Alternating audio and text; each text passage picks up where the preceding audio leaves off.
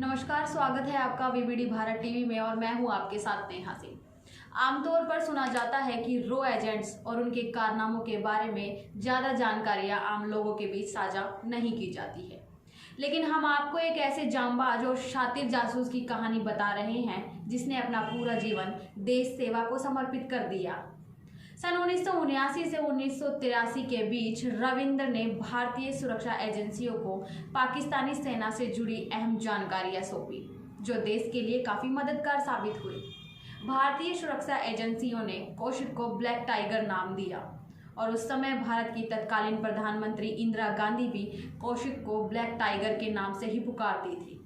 रविंद्र कौशिक का जन्म 1952 में राजस्थान के श्री गंगानगर जिले के एक पंजाबी परिवार में हुआ था। अपनी किशोरावस्था रविंद्र का झुकाव नाटकों की तरफ हो गया था। भारतीय खुफिया एजेंसी रो के कुछ अधिकारियों ने रविंद्र को मंच पर एक नाटक के दौरान देखा और उनकी एक्टिंग के मुरीद हो गए।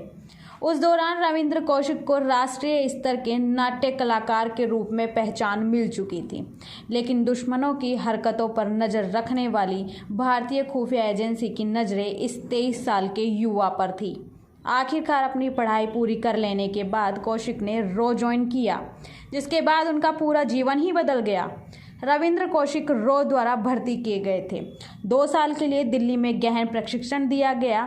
इसमें उन्हें इस्लाम की धार्मिक शिक्षा दी गई और पाकिस्तान के बारे में इस्लाकर्ती और अन्य विवरण के साथ परिचित कराया गया। इसके साथ ही उन्हें उर्दू भी पढ़ाई गई।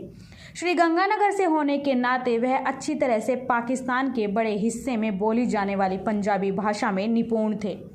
उनको 1975 में पाकिस्तान भेजा गया और उनका नाम नबी अहमद शाकिर कर दिया गया। वे कराची विश्वविद्यालय में दाखिला प्राप्त करने में सफल रहे और वहां LLB पूरी की। आगे जाकर वे पाकिस्तानी सेना में शामिल हो गए और एक कमीशन अधिकारी बन गए। बाद में एक मेजर के पद पर पदोन्नत किए गए। उन्होंने एक स्थानीय लड़की अमानत से शादी कर ली थी और एक बेटे के पिता बन गए। 1979 और 83 तक उन्होंने रो के साथ बहुमूल्य जानकारी पारित की। वे भारतीय रक्षा बलों के लिए बहुत मददगार साबित हुए। उन्होंने भारत के तत्कालीन गृह मंत्री HB चौहान द्वारा ब्लैक टाइगर का खिताब दिया गया था। सितंबर 1983 में भारतीय खुफिया एजेंसियों को ब्लैक टाइगर के साथ संपर्क पाने के लिए एक एजेंट इनायत भेजा गया था, लेकिन उस एजेंट को पाकिस्तान की खुफिया एजेंसियों ने पकड़ लिया और रविंद्र कौशिक की असली पहचान का पता चल गया। कौशिक पर सियालकोट से एक पूछताछ केंद्र में 2 साल तक अत्याचार किया गया।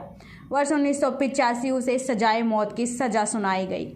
बाद में पाकिस्तान के सुप्रीम कोर्ट द्वारा आजीवन कारावास में उन्हें भेज दिया गया।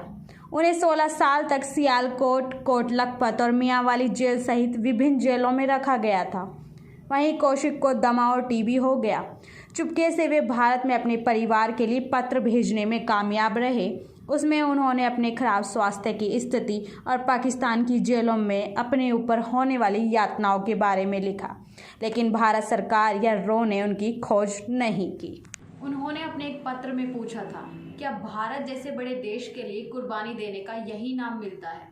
नवंबर 2001 को वह सेंट्रल जेल में दिल की बीमारी से दम तोड़ चुके थे। उन्हें जेल के पीछे दफनाया गया था। रविंद्र के परिवार ने बताया कि वर्ष 2012 में प्रदर्शित मशहूर बॉलीवुड फिल्म एक था टाइगर का शीर्षक भी रविंद्र के जीवन पर आधारित था। फिलहाल आज के लिए बस इतना ही। कल फिर मुलाकात होगी ऐसी एक नई कहानी के साथ।